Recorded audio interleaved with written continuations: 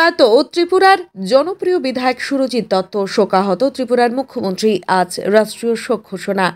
মৃত্যুর সাথে যুদ্ধে অবশেষে হার মানলেন আগরতলার রামনগর বিধানসভা কেন্দ্রের বিধায়ক সুরজিৎ দত্ত।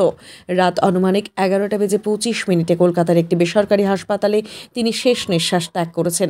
তার মৃত্যু সংবাদে রাজনৈতিক মহলে শোকের ছায়া। 7 বারের বিধায়ক সুরজিৎ দত্ত জীবনে মাত্র 2 বার পরাজিত হয়েছিলেন। প্রথমবার তিনি সিপিআইএম দলের প্রার্থী রতন দাসের কাছে 2013 সালে প্রথম দফার গণনা শেষে মাত্র 64 ভোটে পরাজিত হয়ে গণনা কেন্দ্র ছেড়ে বেরিয়ে এসেছিলেন। আজ দ্বিতীয়বার তিনি পরাজিত হয়েছেন মৃত্যুর কাছে। এছাড়া সুরজিৎ দত্তকে কোনোদিন কেউ হারাতে পারেননি। ত্রিপুরা আগরতলার রামনগর বিধানসভা কেন্দ্র থেকে 1988, 1993, 1998, 2003, 2008, 2018 এবং 2023 7 বার জয়ী হয়েছিলেন তিনি। আগরতলার রামনগর বিধানসভা কেন্দ্রের বিধায়ক সুরজিৎ দত্ত বেকারদের কাছে ভগবান ছিলেন। 1988 সালে কংগ্রেস জোট সরকারের মন্ত্রী থাকাকালীন সময়ে তিনি রেকর্ড সংখ্যক চাকরি দিয়ে বেকারদের মুখে হাসি ফুটিয়েছিলেন। এছাড়াও অন্নপ্রাশন থেকে শুরু করে শ্রাদ্ধ, বিয়ে থেকে চিকিৎসা, প্রতিটি ক্ষেত্রেই তিনি গরিব মানুষের সহযোগিতা করে গিয়েছেন। তার দরবার থেকে কেউ কোনোদিন খালি হাতে ফেরেননি, যার জন্য ত্রিপুরায় 7টি বিধানসভা কেন্দ্রে সুরজিৎ দত্তের ঘনিষ্ঠ সমর্থক রয়েছে। বিধায়ক সুরজিৎ দত্তের প্রয়াণে গভীর শোক ব্যক্ত করেছেন ত্রিপুরার মুখ্যমন্ত্রী ডাক্তার মানিক সাহা। বৃহস্পতিবার একদিনের জন্য রাষ্ট্রীয় শোকের ঘোষণা দেন ত্রিপুরার মুখ্যমন্ত্রী ডাক্তার মানিক সাহা। মুখ্যমন্ত্রী ছাড়াও ত্রিপুরার প্রাক্তন মুখ্যমন্ত্রী তথা রাজ্যসভার সাংসদ বিপ্লব কুমার দেব, পর্যটন মন্ত্রী সুশান্ত চৌধুরী, বিজেপির সভাপতি রাজীব ভট্টাচার্য, কেন্দ্রীয় প্রতিমন্ত্রী প্রতিমা ভৌমিক, ত্রিপুরা প্রদেশ বিজেপির সাধারণ সম্পাদিকা পাপিয়া দত্ত সহ সকল রাজনৈতিক নেতৃত্বরা বিধায়ক সুরজিৎ দত্তের মৃত্যুতে গভীর শোক ব্যক্ত করেছেন। আজ হঠাৎ করে খবরটা কলকাতা থেকে আসবে যে সকলের সোনুদা আর নেই, এটা ভাবা যাচ্ছে না। দেখুন, উনি শুধুমাত্র জননেতা ওনাকে বলবো না, জননেতা, জনদরদি, কোনো বিশেষণ দিয়ে দত্ত নামটিকে বেশি করা যায় না, প্রকাশ করা যায় না। উনি সবকিছুর ঊর্ধ্বে ওনার পরিচয় ছিল, সমস্ত রাজনীতির ঊর্ধ্বে গিয়েও ওনার একটা বিশেষ পরিচয় ছিল, মানুষ ওনাকে ভালোবাসত। বিধির আত্মার চিরশান্তি কামনা করে ওনার পরিবার, সুখ সন্তপ্ত পরিবারের প্রতি সমবেদনা রইল। অত্যন্ত মর্মান্তিক দুঃখে আমাদের মাননীয় সকলের শ্রদ্ধেয় জননেতা সুরজিৎ দত্তের অকাল প্রয়াণে শুধু রামনগরবাসী নয়, সারা রাজ্যবাসী আজকে দুঃখে সম্মুখীন হয়েছে। আমাদের কাছে একজন অভিভাবক আমরা হারিয়েছি বহুদিন ধরে সমুদার সঙ্গে। সুরজিৎ সমুদার সঙ্গে আমাদের একটা আর্থিক যোগাযোগ ছিল, রাজনৈতিকভাবেও, এলাকাগত হোক, দাদা হিসেবে হোক। আমি ওনার থেকে অনেক সহযোগিতা রাজনীতির ক্ষেত্রেও পেয়েছি। আজকে আমার নিজেকে মনে হচ্ছে যে আমি একজন প্রকৃত অভিভাবককে হারিয়েছি, রাজনৈতিক অভিভাবক নয়, পারিবারিক অভিভাবক হিসেবেও। তো আমি ভগবানকে প্রার্থনা করি ওনার আস্থা যাতে চিরশান্তি হয়।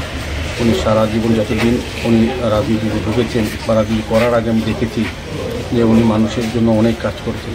সামাজিক দায়িত্ব হিসেবে আমরা এখন বলি, এখন করি, কিন্তু সোনুদাকে আগে আমরা দেখেছি রাজনীতি আসার আগে থেকে মানুষের জন্য কাজ করতেন। কারো রক্তের প্রয়োজন হলে আজকে আমরা পার্সেন্টের মধ্যে রক্তদান শিবির করি, কিন্তু সোনুদা কিন্তু ব্যক্তিগত পর্যায়ে যখন শ্রাবণ ধর্মতে কেউ জিবি হসপিটালে বা আইজিএমে যখন যারা বিপদে পড়তো ওনাকে কিন্তু আমরা উনি কিন্তু সাহায্য করেছেন সার্বিকভাবে। সোনুদা শুধু আমি বলবো সত্যামনগরের উনি নেতা ছিলেন না, উনি কিন্তু সারা রাজ্যের জননেতা। যেখানে যতজন আপদে বিপদে সোনুদাকে সবাই জানে, আপনি ধর্মগত শ্রাবণ যান, প্রতি ক্ষেত্রে সোনুদা কোনো না কোনো ব্যক্তি, কোনো পরিবারকে পরিবর্তন এমন কোনো ব্যক্তি নেই। প্রত্যেকে শুধু রামনগরকে যেমন প্রচুর পরিমাণে দিনদিন মন্ত্রী ছিলেন, এটা রেকর্ড করেছেন রাজ্যের। এখনও সবাই বলে যে সুরজিৎ দত্তের মতো বা সোনুদার মতো চাকরি কেউ দিতে পারেনি, ঘরে ঘরে চাকরি অন্যের ব্যবস্থা, যেটা এখন আমরা বলি উনি কিন্তু তখন করেছেন। এটা আমাদের কাছে খুব দুর্ভাগ্য এবং আমি বলবো আজকে আমার জীবনেরও একটা সবচেয়ে দুঃখের দিন। ওনার মতো একজন ব্যক্তিত্বকে, একজন নেতাকে, একজন দাদাকে হারালাম। আপনি কি মনে করেন একজন রাজনৈতিক নক্ষত্রের পতন? একদম। আমাদের রাজ্যে যদি রাজনীতির নেতা বলেন সুরজিৎ দত্তকে বলা হয়। রাজনীতি অনেকেই করেন কিন্তু মানুষের কাছে পৌঁছতে পারেন, মানুষের হৃদয়ের কাছে। সুরজিৎ দত্ত এমন একটা ব্যক্তি, উনি সবাইয়ের কাছে, কার কাছে সোনুদা, কার কাছে সোনু কাকু, সোনু জেঠু, আবার কার কাছে সোনু। প্রত্যেকটি স্তরে, প্রত্যেকটি পর্যায়ে যখনই কেউ বিপদে পড়েছেন বা তার প্রয়োজনে সুরজিৎ তার বাড়িতে গেছেন, তাকে সহযোগিতা করেছেন।